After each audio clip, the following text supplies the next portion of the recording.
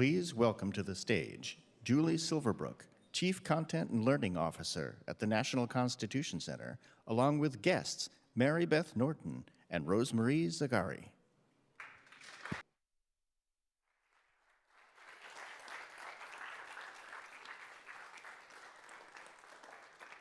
You're gonna sit there, all right.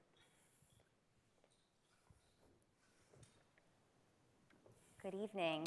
Welcome to the National Constitution Center. I'm Julie Silverbrook, the Chief Content and Learning Officer here.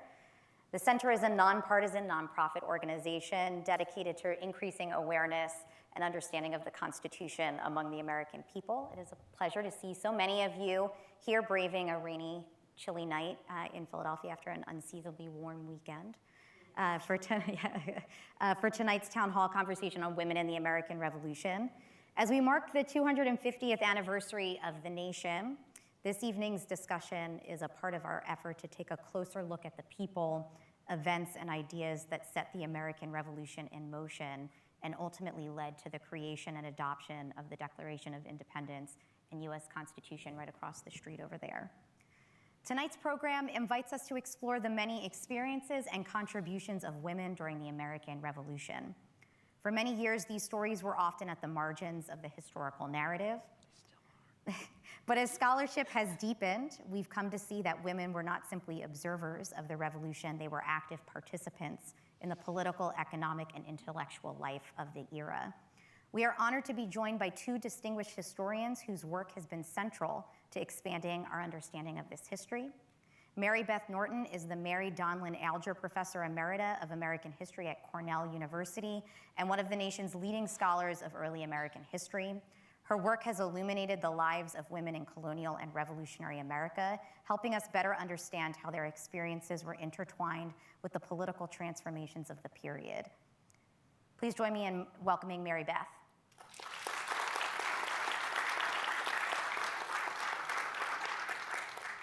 Rosie Zagarri is Distinguished University Professor of History at George Mason University and a pioneering historian of women in politics in the early Republic.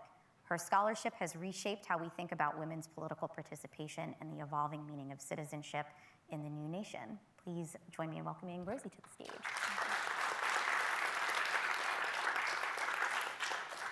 Now we're trying to bring audience question and answer back to NCC Town Hall, so you should have received, when you checked in, a note card. If you would like to ask a question, please write it down on the note card and pass it to the end of your row. My colleague Charles in the back will grab that note card from you, and we will select a certain number of questions from the audience to pose to Mary Beth and Rosie. All right, I want to kick off first with a focus on more recent scholarship that has broadened the lens to show how women were participating in the revolutionary era in ways that shaped the political culture of the new nation. Mary Beth, when we look at the American Revolution through the lens of women's history, what changes about the traditional story of the founding era? Well, I think so much of our thought about the revolution, and this actually includes the recent Ken Burns documentary, is all about military history. And when you focus on women, or at least consider women as an important part of the story, the military focus goes away. And what instead you focus on is social history. You focus on the impact of the war on families, on women, on children, on men who were and were not in the army. And you get an entirely different picture, I think, of the role of the revolution in people's lives. It's not as though there are armies marching through the countryside and fighting with each other, and then nothing is happening because of those armies other than the armies are fighting. So just for example, one of the things you learn if you study the revolution is that wherever the armies went, smallpox followed, and people were endangered by the very presence of the armies. And also, wherever the British Army went, enslaved people ran away to join them because the British were offering freedom to slaves. And so the upshot is that when you draw a wider picture, even when you focus on the military, you get a completely different sense of what's happening. Rosie, I want to give you a chance to weigh in on this as well. Okay, I'd like to concentrate maybe on the pre-revolutionary period and just emphasize the extent to which the American Revolution was a bottom-up sort of grassroots movement. It started as a popular protest, and it was widespread. It wasn't just among the educated elites. And so it wasn't just these white male politicians in the colonial legislatures who decided, oh, Britain is bad. They thought that, but then they had to reach out and get support. And they had to get support from ordinary white men and non-voters. They had to get support from women. And one of their most effective tactics in the period after the Stamp Act of 1765 until the Revolution in 1776 was the boycott. And to make those boycotts against Britain effective, where Americans refused to purchase British goods, they knew they needed the support of as many consumers as possible, and that included women. And so you begin to see in this period a lot of outreach to non-voting men and to women to get support for this popular bottom-up grassroots protest against Great Britain. And so I think it really helps you understand that, you know, these are not just airy-minded abstract ideals that people began to be upset about, that it was ordinary conditions in their daily lives that they felt were threatened by these changing British policies, beginning with taxation without representation. And I think that's really important. I mean, one of the things that's fun is to look for the documents that were signed by people to say we're not going to buy tea, or we're not going to buy something else. We're not going to buy imported clothing. And because women were the people, of course, who were doing the shopping. I mean, then as now, women were the ones who went to the stores. And so if you were going to succeed, if you were a guy who wanted to get resistance to Britain going, one of the things you had to do was to persuade women to join, and a lot of women didn't need persuading. I mean, that is, they were right there. They saw that it was very important to align themselves with these boycotts, and so you get documents that women actually sign, and that's one of the few times when women are taking a public stance in this period by signing on and saying, yes, I agree, I will not buy X product that is imported from Britain.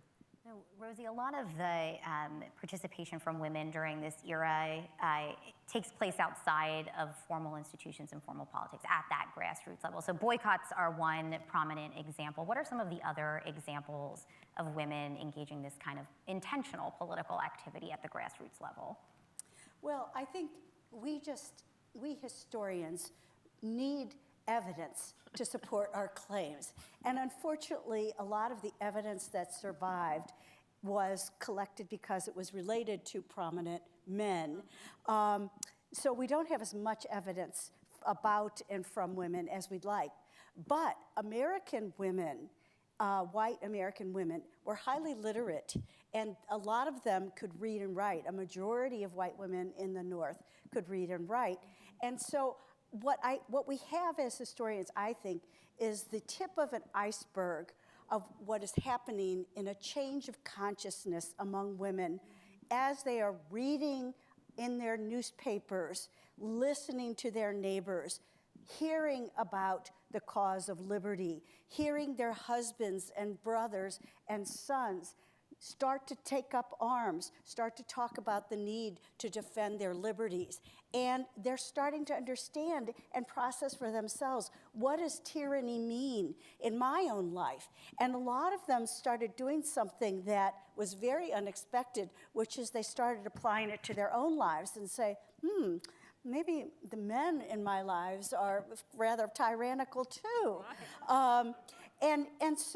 But what we do know is that in newspapers, we see poetry addressed to women asking them to join in the patriot cause. We see women writing in letters to one another and to their husbands about their understanding of resistance against Great Britain, about identifying with the patriot movement.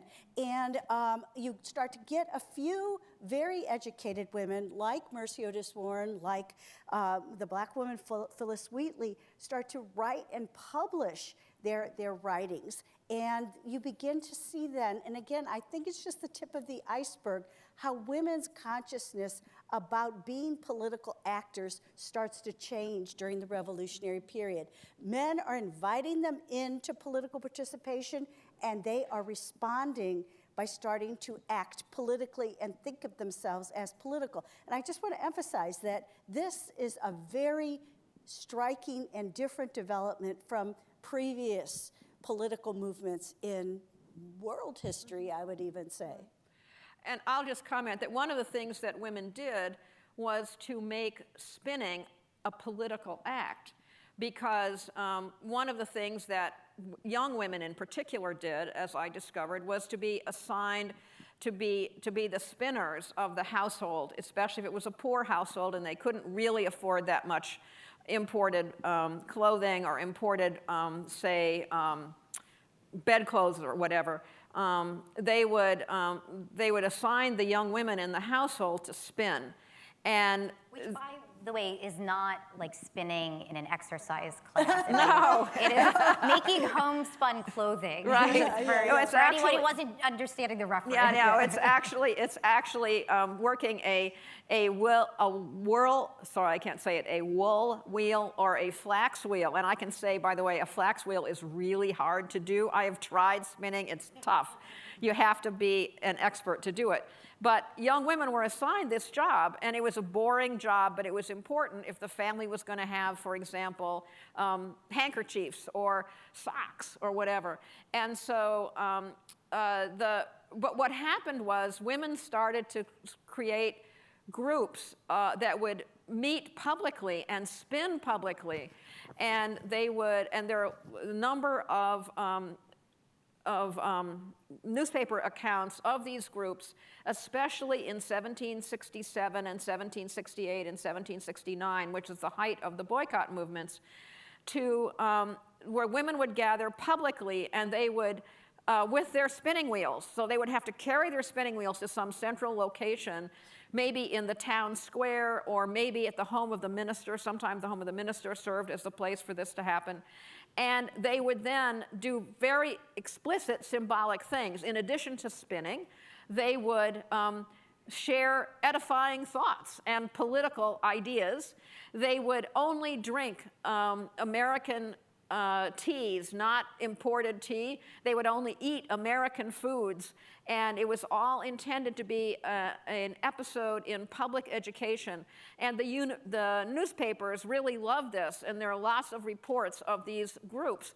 One of the problems we don't know, when Rosie talked about a lack of evidence, we don't know if these groups ever met without publicity. I mean, are there groups that meet and nobody wrote about it? Or is the only reason that we know about them is because they were organized and they told the local reporter, come to the minister's house, we're going to have a spinning bee that day. So we just don't know, but we do know that these were episodes of political propaganda. They were women taking a very standard female occupation, that is, taking care of a spinning wheel. That was the ultimate, a woman who was a spinster was a woman who spun things, and they made this symbolic female occupation into a political statement. And that really changes things, as Rosie said. It brings women's domestic life into political life. Yes, and I think that's very important, even without the vote. Yeah. And these women are calling themselves, in some cases, daughters of liberty. Yeah. There are groups of men who are calling themselves sons of liberty. Women now are starting to call themselves daughters of liberty. And again, you know, it's a raising of political consciousness that I think is something very different than we've seen in at least certainly in Western political history about the role of women in resistance movements or then in the cause of independence. And one of the things I found, what was really interesting was a letter written by 3 women who used pseudonyms. I have no idea who they were, but who attacked in Boston newspapers the men who had parodied the women. There were parodies written by it's known who one of them was. He was a Harvard student, of course, wrote a nasty account, a nasty parody of these women who were making these kinds of political comments, these political statements. And so they wrote to respond to that and to other nasty comments that were made in the newspapers about what they were doing, you know, and how unimportant what they were doing was. And so they knew he was a young kid, you know, and so they really slammed him in the response that they made. It's very clever, and they say we will match our patriotism against anyone. I wish I knew who these 3 women were. I have no idea. They used 3 female names. There's no indication of who they were, but it was a very powerful statement of the right of women to make political arguments and statements in 1760s Boston. And I would just like to emphasize, it's hard for us to understand this today because we know women are far from having complete and full equality with men. But back in the Revolutionary era, in Anglo-America, most women grew up to be married. And once they were married, they could not own their own property. They could not sue or be sued in court. They had no separate legal identity.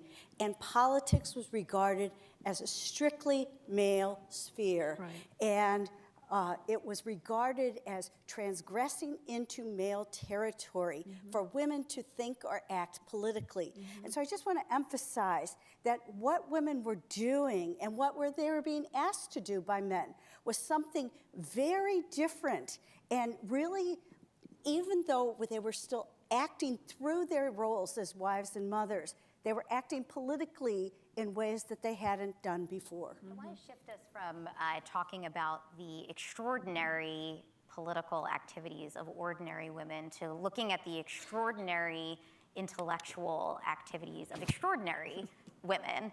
And so there are many women who are certainly lesser known than their male counterparts, but people like Mercy Otis Warren, Catherine McCauley, and just to shout out, we did a great podcast last week with Sarah Giorgini and Mary Bilder on the relationship between Mercy Otis Warren and Catherine McCauley, Judith Sargent Murray, Phyllis Wheatley, and others who were widely read, both in the American colonies and in Great Britain.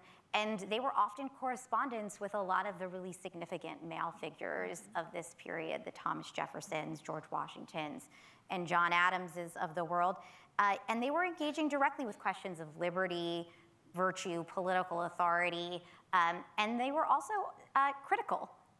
Mercy Otis Warren famously critical of the Constitution, in part for not having a Bill of Rights. So I wanted to spend a little bit of time talking about these extraordinary women who should get more due, more credit for their incredible influence in this really rich intellectual moment for the country. Well, I'll refer to Rosie, who's written about Mercy Otis Warren, but let me, before you talk about Mercy Otis Warren, let me say a few words about Judith Sargent Murray, who nobody knows anything about, and she was basically the American equivalent of Mary Wollstonecraft.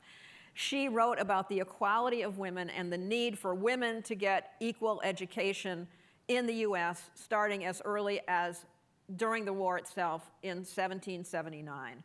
And she was an incredibly powerful writer and an incredibly powerful thinker that, frankly, I knew nothing about before I started to work on women in the Revolutionary era because she was so obscure. And here is the point of Rosie's about sources. We all thought that all of Judith Sargent Murray's papers had been destroyed. That was believed by people back in the 1930s. She had a nephew who became the governor of Mississippi Territory. She moved out there and it was thought that all her papers were lost. No, they were found in an attic of a house in, I don't know where in Mississippi, but somewhere, Oxford, Mississippi, I think.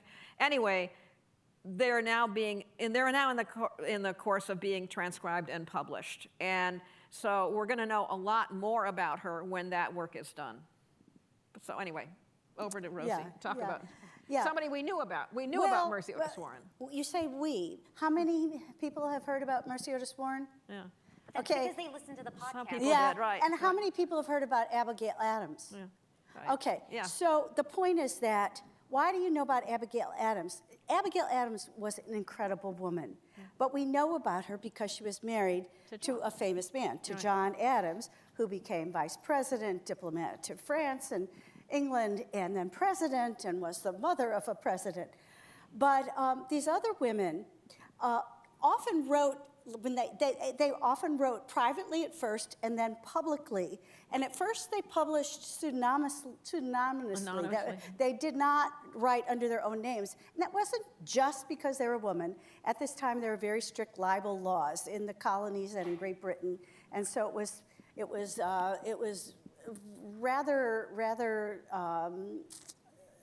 you could get into legal trouble if you published something politically scandalous.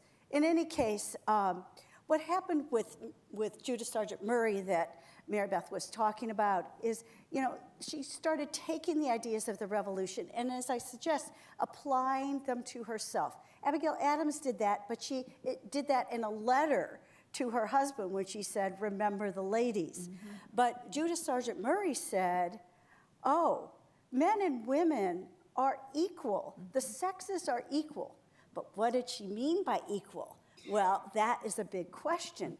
But what she started to become convinced about was that men and women had the same abilities, intellect, and achievement.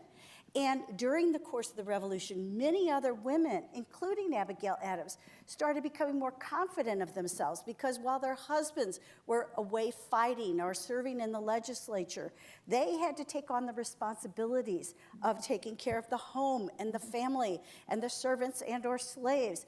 And they started realizing that they could do it. And they started realizing that there were limits on their freedom too. And so they started writing about it. Now, Mercy Otis Warren was exceptional because she had a very, very sophisticated education. And before the revolution, she started writing political poetry and plays that were published in Massachusetts newspapers. And her husband and John Adams, who was a family friend, encouraged her to do so. But they told her to do so because she would help the patriot cause. She had a gift with her pen.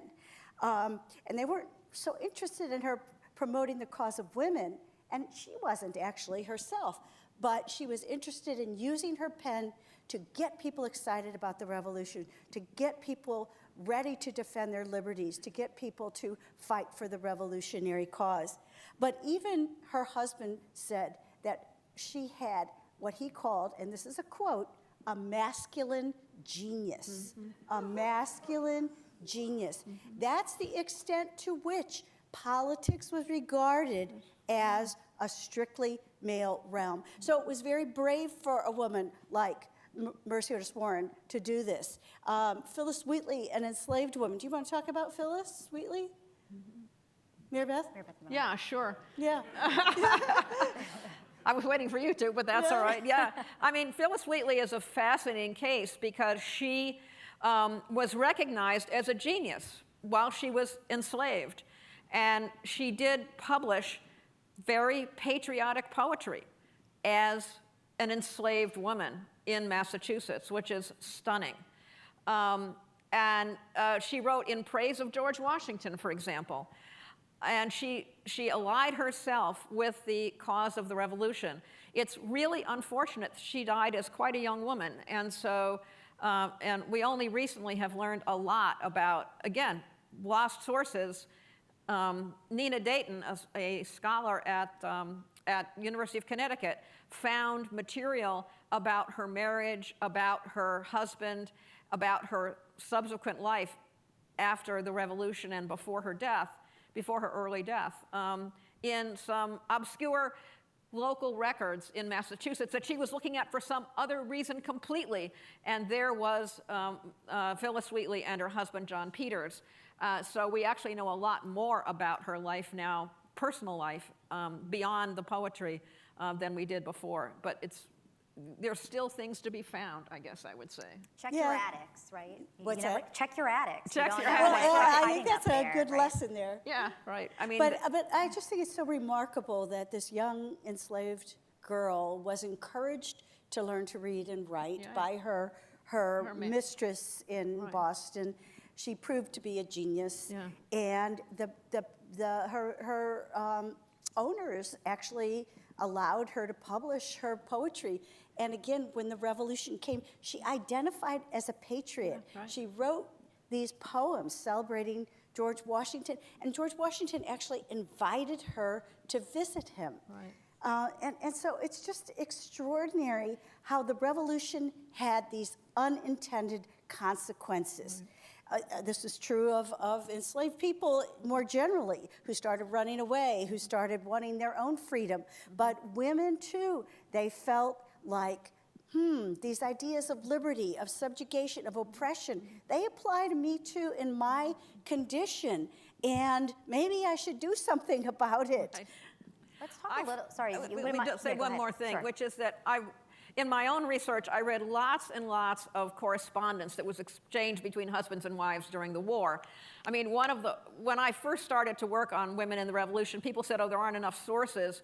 But of course, one of the problems, or one of the issues that helps historians, is that husbands and wives were separated by the war for one reason or another.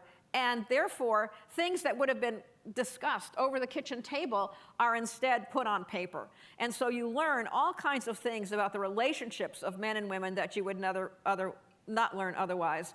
And I'll give you two really interesting examples. One is the correspondence of a New Hampshire congressman who started writing letters to his wife saying, do this about my farming business.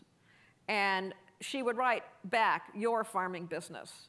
But then, guess what? It became our farming business in their correspondence, as he and she both recognized that she had a part of it. Now, what's really interesting is that with John and Abigail, exactly the same transition occurred, but in that one, it went to Abigail saying, my farming business.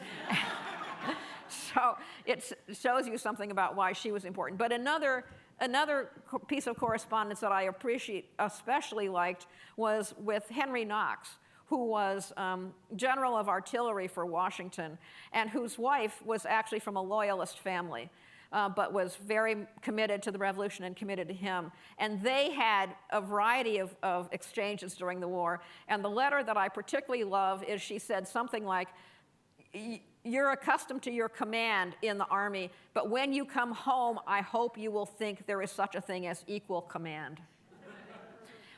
Of course, we don't know what happened when he went home, but... Well, they were together again. They were together again, and so they didn't write to each other. And I'll make one other comment, and this has to do with a set of letters that I found at the Library of Congress, and they were wonderful letters. And on the there was a wrapper, a contemporary wrapper around them, and it said, old uninteresting letters of my parents may be discarded. But fortunately it wasn't. It ended up at the Library of Congress for historians to look at. Well, and Mary Beth, I mean, one of the most remarkable things that happens too is that husbands and wives start to disagree. Oh, absolutely. And we have husbands who are loyalists and wives who are patriots and vice versa. And vice versa, right. And I think that's a really important development too, because the norm was wives were supposed to be subordinate to their husbands, submissive to their husbands, deferential. But with the coming of and obviously it's not all women, it's not all families, but you know, we have a sufficient amount of evidence to show us, I think, again, that this is just the tip of an iceberg. I do want to talk a little bit about the variety of experiences that women of different races, status, and locations had during the war. So enslaved women, free black women, and Native women all faced very different circumstances than people like Abigail Adams. Mary Beth, I'll start with you for this one. How did the revolution affect these different groups of women, and how did their stories broaden or complicate our understanding of the period? Well, I think one of the most interesting things that I found was that if you look at records of enslaved people who ran away from plantations, before the war, basically they were almost all men. During the war, they were women and children who ran to the British Army. And that was because, as I said earlier, the British Army offered freedom to slaves. They expected, actually, to be offering the freedom to male slaves because they wanted to use their labor, but women took advantage of it, and so many women ran away with their children. One reason why women didn't run away before was because they had children. They didn't want to leave the children. And so the revolution really changed the patterns of the lives of enslaved people who ran away. Now, as for free black women, it's very hard to find their information. But I can say that there is some new scholarship coming out by a wonderful young scholar named Lauren Duval, who has worked on a particular problem. She has worked on the issue of what happens in American cities when they are occupied by the British Army during the Revolution. And what does that do to American households? And one of the things she discovered is that in those households, shall we say, servant women, whether they were free or enslaved, and whatever race they were, tended to become, guess what, more uppity. Because the male leadership of the household was in question because either they were gone, either they were rebels and they were off in the army or they were off somewhere else, or they were being subsumed under the power of the occupying British Army, so they could not control the situation. It's a fascinating study, and I think the book will be published very soon. I'm not sure, but people can look out for that. Alas, I don't recall the title of it. Do you recall her title? No. Anyway, the author is Lauren Duval. So I would say that's something to pay attention to. And as for Native women, a lot depended on what the role their particular nation chose. And of course, many of the Native groups in the colonies chose to align with the British because the British had been their major protector in the war, in the period before the war. It was the American settlers who wanted the land that the Native people had. And the British Indian agents were the ones who tended to protect them. And so more Native groups aligned themselves with the British during the war than with the Americans. So, and that affected the women as well as the men of those nations. I want to talk a little bit about the concept of Republican motherhood or Republican womanhood, and this notion that women could contribute to civic life in the early United States after the Revolution. This is something you've written extensively about, Mary Beth, so we'll start with you. Well, yeah, I think that it's important to, I mean, everybody talks about Republican motherhood, and that's very important. I mean, there was an argument for the creation of households that said basically if every Republican boy can grow up to become president, then every Republican mother has to be able to educating him, of taking care of him properly. But it's not just motherhood, it's also wifehood, because again, in the period after the war, it wasn't just women, it was also men who recognized that women could have equivalent, if not exactly equal, roles in the household, and that wives would play an important part in maintaining the republic. Because if you read what people are concerned about establishing a republic. Remember, we've got people who are giving up monarchy. They're giving up being subjects and to become citizens. And to become citizens means basically everybody having to bear burdens that they were not necessarily required to bear before. They were going to have particular responsibilities. And so therefore, women as well as men had to be educated. And one of the things that I found most interesting in my own research was the tremendous emphasis on women's education that develops after the revolution. And it's all because of this notion that in a republic, women have to be good citizens, and not just in the household, but as we've been talking about, in the public realm as well. I'd just like to build on that a little bit and emphasize that this shift from a republic, from a monarchy under England to a republic, small r republic, transformed the way Americans thought about their roles and rights and responsibilities in this new government. And I think we don't think about that enough. We just throw around the term citizenship. But I think it's especially pertinent this time. In a monarchy, it was thought that the crown, the monarch, was the ultimate repository safeguarding the people's rights and liberties. But that in a self-governing system, a republic, that all the people bore the burden of governing themselves. And even non-voters, even non-voting white males, even women should have a role to play in that new form of government. And you get a general push toward greater emphasis on education in the post-revolutionary period. This is why in the Northwest Ordinance, in the areas that became Ohio and other new places west of the Appalachian Mountains, there's land set aside for schools, because in this new form of government, you needed people who knew about their government, who knew about their world, who would be informed about it and would be active participatory citizens in this new government, so that they would be virtuous and vigilant and safeguard their liberties. I think that connection between education and a small r Republican form of government, self-governing system, is just absolutely essential.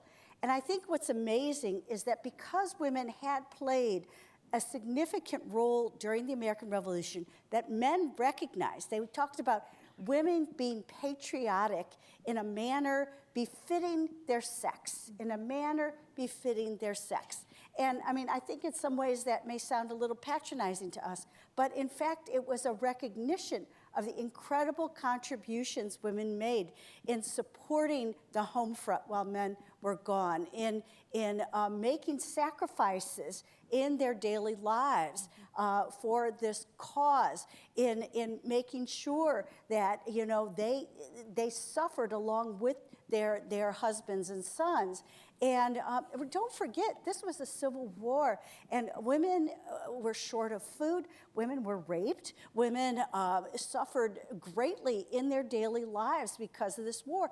And men recognized that, and part of this new change in perception that women could make a contribution in this new form of government was a recognition that they had done so much during the revolution.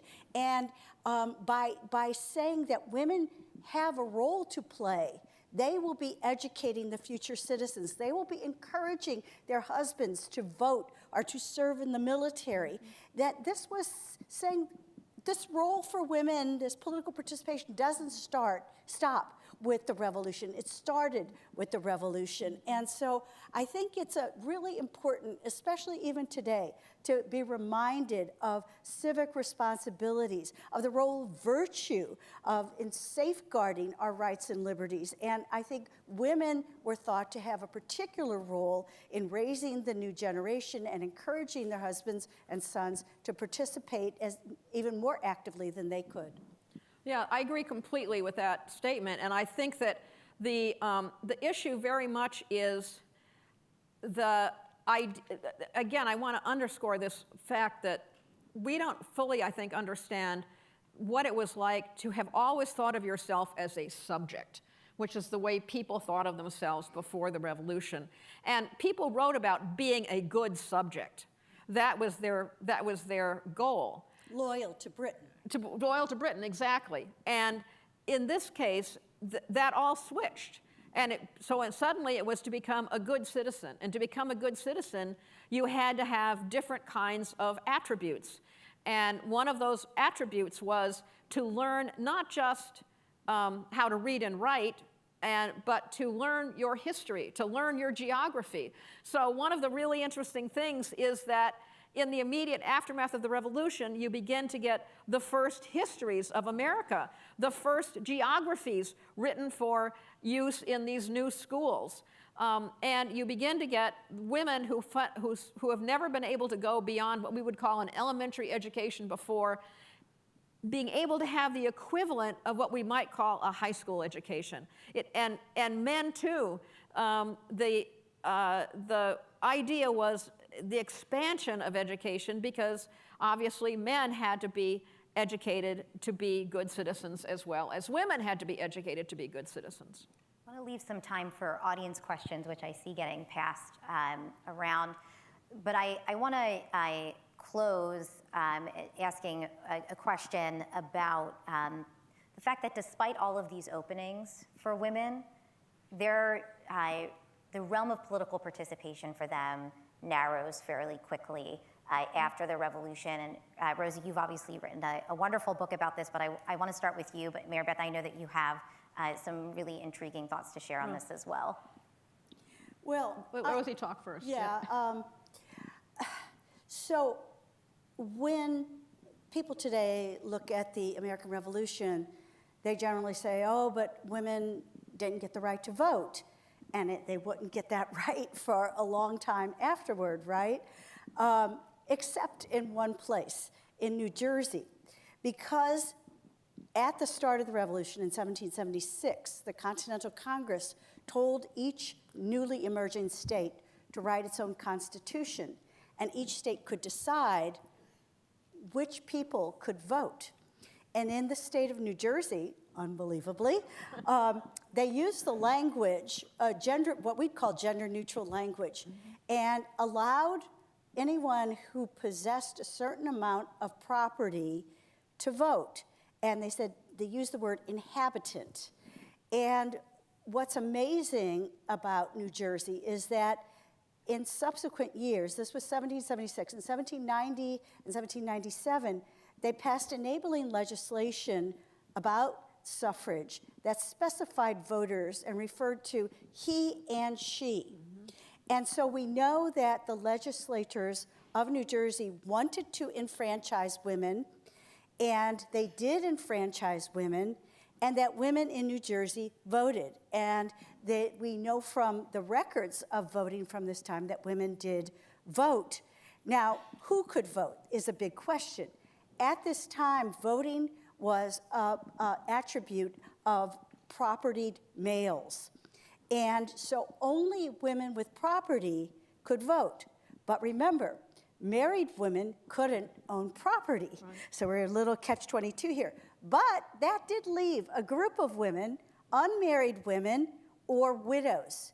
And widows could and did vote in measurable numbers in New Jersey between 1776 and 1807, such that it caused consternation in the newspapers. They were affecting the outcome of elections, or men were disguising themselves as women so they could cast extra ballots. Right. And so this led in 1807 to the disenfranchisement of women, along with the disenfranchisement of free blacks who met the property qualification for voting. And I want to emphasize here that this is not the women's rights movement of the 1840s or of the 20th century. It's an extension of that principle of no taxation without representation. If you pay taxes on your property, you should be allowed to vote. Widows paid taxes, so they should be allowed to vote. So it was tried. It was an experiment in New Jersey. And it was so radical that nobody liked it. Well, maybe that's exaggeration, but it was very controversial. A lot of women didn't like it. It was violating feminine norms of femininity and modesty and transgressing into that male realm. And so in 1807, the legislature took back that vote from women. But this is emblematic of a larger pattern. After this discussion of women's rights and roles during the revolution and the post-revolutionary period. After some discussions about how could we expand those rights, what does equality for women mean? There was a period of retrenchment, and we begin to see in the 1820s and 30s much more rhetoric about separating men's and women's spheres, that women belong in the domestic realm, that men's and women's realms are separate but equal, and women don't need to be political. And so, you know, I just want to emphasize how radical, again, the idea of women participating in politics during the revolution was.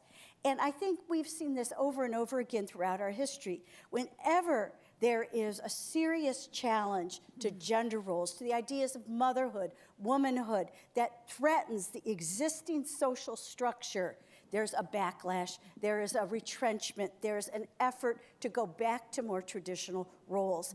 And I would say all was not lost, because those ideas, once unleashed, had a life of their own, and that experiment of women voting in New Jersey lived on in public memory, but it took quite a while for women to actually achieve that right to vote. But they did continue to participate politically in other non-voting kinds of ways, through charitable organizations, reform movements, temperance movement, anti-slavery movement, and that's not nothing. It's just, it did take quite a while to recover the vote. Let me just say that I have a slight disagreement with the way that Rosie just described the pattern. You said that they used, that when they wrote the New Jersey Constitution, they used gender-neutral language. Right, they did. And that was because, I think, they didn't even occur to them that women could possibly have claimed the right to vote. And I mean, I think the men who wrote the New Jersey Constitution in 1776 just didn't think about it. And what to me is really interesting is that women thought about it. That is, women later realized that there was this gender-neutral language that they could take advantage of. And so when that famous law was, in fact, adopted in New Jersey in 1797, what it did was to validate what women were already doing. That is, women who could read the New Jersey Constitution and said, hey, I've got enough property, I can have the right to vote. And so the men then had to admit it, and they did that for a while until in 1807 they took the vote away by claiming that the women were involved in a fraudulent election, whereas in fact, of course, it was the men who were voting early and often, and it was the women and the free blacks who were then, shall we say, shafted by the men. But I don't think it was deliberate. I don't think the original use of the language was deliberate. I think it was just the men didn't think about. It was so outre to them, so impossible as far as they were. It was not something they even thought about, that women might claim the right to vote. I'm convinced of it. I think we're going to come back to the New Jersey debate, because my suspicion is there's some people here from New Jersey, our neighbors, and so they might be interested in that. But I want to come back to the backlash piece, Mary Beth, and talk a little bit about the ways in which women's political participation was caricatured in the press and described. And we've talked about this sort of the masculinization of women's political roles, and that being used as a disincentive for women to continue participating. Oh, absolutely. I mean, one of the things that I realized in research was that there was immense cultural emphasis and influence placed on these British writings called The Spectator by Addison and Steele. And Addison, in particular, hated the idea of women being involved in politics. And I find it fascinating that somebody like Benjamin Franklin famously learned how to write essays by copying Addison and Steele. Well, Addison basically said that if women became involved in politics, they would lose their beauty. There's this wonderful line where he says something like, I never knew a woman who was involved in politics who retained her beauty for more than a year. And so I thought to myself when I read that, day 366 or 367, she suddenly became ugly. But that was the point of this argument, and that had immense cultural influence in the colonies as well as in England. The idea that a woman who became involved in politics would become masculine in visage and in manner and so forth. And Rosie already talked about that a little bit. And there's a famous cartoon that shows women in 1774 signing in North Carolina, signing a statement in support of the colonial government, that is the resistance to the British, and they are shown as grotesque and shown as neglecting their children who are sort of playing under the table. And there is a sign that the British cartoonists always used to say that there was something awful going on, and it was a dog urinating on the floor in the side. And that was always a symbol in British cartoons of the time of how terrible the situation was. And in this case, it was women engaging in political activity. I do want to turn to some audience questions, and I like this one, which is, what words of wisdom can you share for women today? Uh-oh. And I'm going to paraphrase this a little bit, because they're interested on how we can stand on the shoulders of these giants, these women of the Revolutionary era who had an impact when women's spheres were much smaller than they are today. You want to deal with that? I guess I can't really grapple with the whole question, but I just think it's important to understand that ideas have consequences, and that ideas like equality and rights, that was understood by people at the time, including women, including enslaved people, and applied to themselves, and they began to act on it.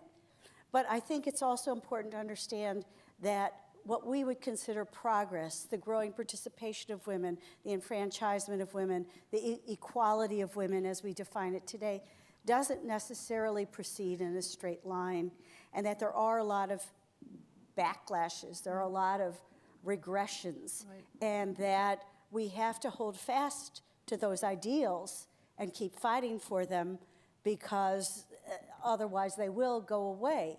But I think that it's not unheard of for things not to always proceed in a linear fashion, but these women provide good examples of persistence and endurance and strength. So, yeah, I think that's absolutely right. And I do think that women today can take courage from the women in the past. I mean, I think of the women at Seneca Falls in 1848 who deliberately wrote a Declaration of Sentiments that copied the Declaration of Independence, and almost, with much of it almost word for word, some of it. And then instead of talking about the horrible things that King George had done, they talked about the horrible things that men did. And I think that channeling situations like that and moving it to today and thinking about the kinds of situations that women today find themselves in, and knowing how to confront issues, confront discrimination is really important. And we have foremothers who did that, and it's important to me to live up to what they did. We have a question here about whether there were differences for the range of women's political activities based on their religion. So were Quakers different than Puritans? Right. Were Methodists different than the small group of Catholics that was in the colonies at the time? Well, the most important difference is that Quakers were officially pacifists. That did not mean that all Quakers, in fact, were pacifists, because some became involved on one or the other side of the revolution. But the Quaker meetings basically told their members to stay out of the war. And so women who took political positions who were Quakers, regardless of what side they took, were fighting against the norm of the Quakers. Now, there are not a lot of Catholics around. I've never seen any studies specifically about Catholics in the Revolution and about women, but a lot of the Methodists in the colonies were in the South at that time. And the Methodists tended, the people in the South, they were backcountry people, and they tended to be, if not loyalists, at least they were skeptics of the revolution in a lot of ways, because the revolution was being led by the grandees along the coast. And the people in the backcountry had always had questions and quarrels with the people who were running the colony, and the people running the colony were also running the revolution. And so I would not be the least bit surprised to see a lot of resistance, in fact, to the revolutionary leaders in the backcountry among those Methodists who were converted in the early days of Methodism, which is in the 1760s. Could I just add something here? I think even more than religion, I think that the presence of the British Army in your vicinity had a huge impact on not just women's allegiances and behaviors, but on men's too. But we do know, for example, that when the British occupied Boston before the American Revolution, there was a lot of relationships and even intermarriages between the British troops and the Bostonians. We know that when the British troops went to Philadelphia and occupied Philadelphia, that there were, again, a lot of individuals, women, who sought to be courted by these British officers or soldiers, or to profit from their relationship with them.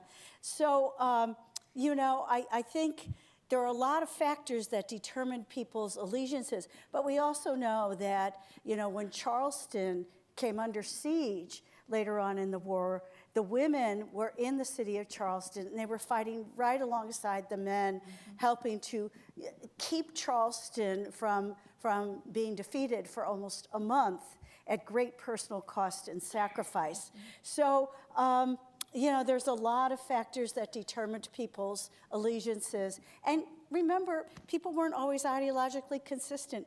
You might be tepid about the revolution in 1775 or 1776.